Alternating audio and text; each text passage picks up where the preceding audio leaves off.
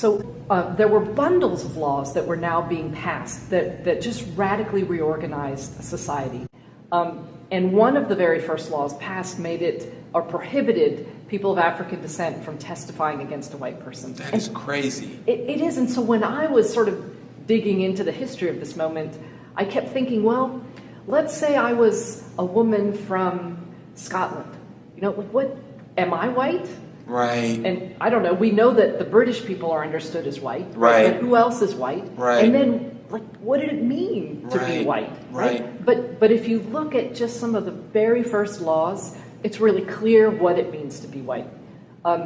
In terms of who is white, that has never, to this day, been defined as a matter of federal law. Even though we have laws from the founding of this country that turn on whether you're white or not. Right, Never defined it. So what that meant is the determination of who is white would be something fought out in courts. That's absurd. Yeah, and there's a terrific book by the scholar Ian F. Haney Lopez called White by Law. Okay. And he looks at what are called the prerequisite cases. And it's this wonderful exploration of the construction of whiteness through U.S. law. That's terrific. insane. So I just want to touch on something that you said before, too, because this is absurd. So hypothetically speaking, if we were around those times, you came to my house, killed my family, I would not have any legal ramification to testify against you or say, Dr. Jacqueline Battalora did X, Y, and Z to my family. And essentially, we would just have to just take the loss and move on with our lives. Absolutely.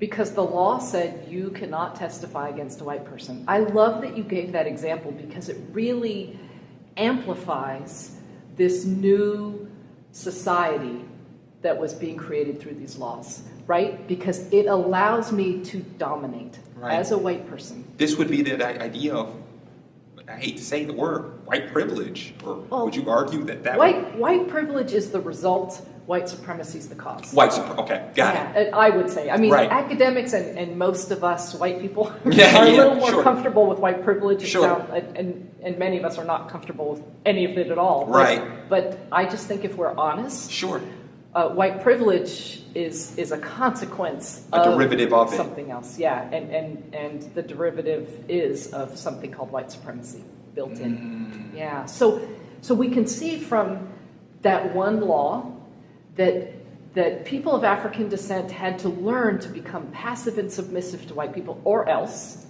nothing can you get no. That's right. But look at what just that one law did. It actually aligned the law with white people and their interests.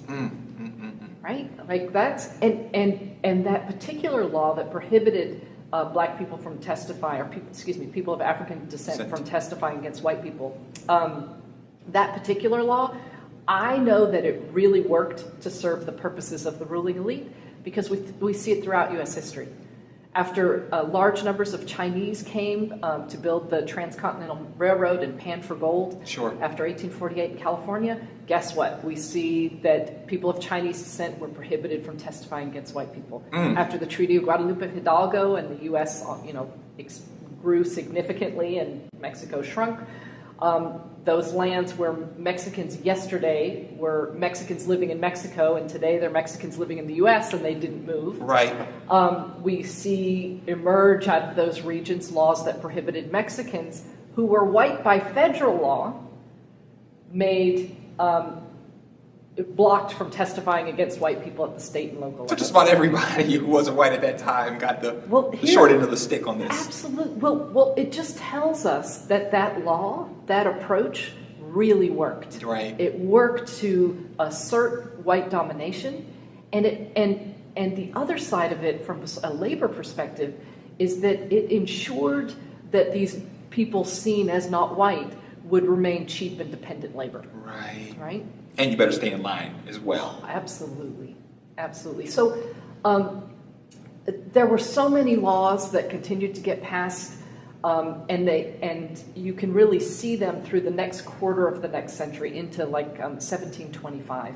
And these laws, as we suggested, are radically transformed society. But here's one of the crazy parts about this transformation, is that the ruling elite,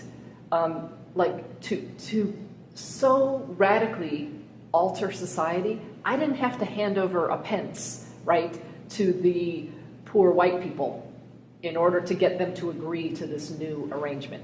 I didn't have to give any of my resources at all. What they did was they dug out a new bottom to society and tossed people of African descent and members of native tribes within it.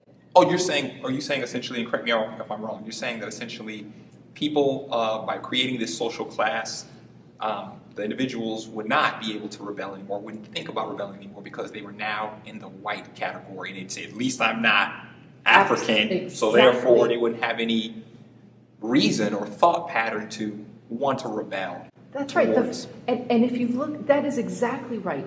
It worked, right? White worked to divide the 99% from each other because now there's, if you will, an elite group among the laborers called white laborers, right? Who are never as treated as horribly as people who are seen as not white. Right. And the other thing that this new social arrangement did was it created a connection that had never existed before between the ruling elite and this new group of laborers called white laborers. Because if there's one thing the 99% before this time could all agree on, it's that we hated them. Right. You know, we hated them. But now the white laborers share something with the ruling elite. And what we share now is a status called white, imbued with the presumption of our superiority.